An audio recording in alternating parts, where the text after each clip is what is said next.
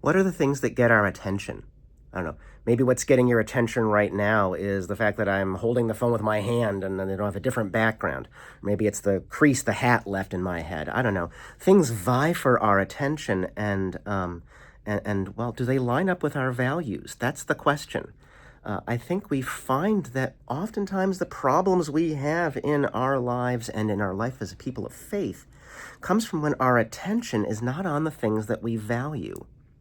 Stop and think about it for a moment. Last week I asked you what's calling to you, but today forget maybe all the different voices calling to you. Just think about what will have your attention today. Does it really line up with the things you value? If it doesn't, what do you want to do about that? Last year at Trinity, we sort of polled the congregation. We gave a list of 30 different things you could value and said, well, pick what's most important to you. And this was a broad range of things, so it covered all the bases. And we came back with answers like acceptance, authenticity, trustworthiness, faith, generosity, hospitality, compassion. Those are the things that we said we value. And I think that's true about us as a congregation.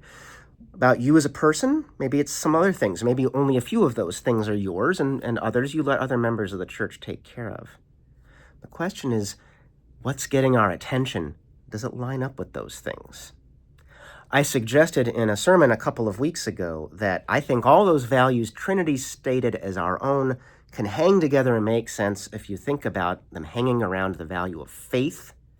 And if you look at faith as being defined the way Dorothy Sell defines it, as this willingness to serve others, no questions asked. If faith and faithfulness are the willingness to serve others, no questions asked, then hospitality, generosity, compassion, all those things, they hang together around faith. And when we wonder what's going on in the world and we find ourselves troubled, it's always a good question to ask, well, what's got our attention? And how does it align with our values, especially faith, as the willingness to serve others, no questions asked?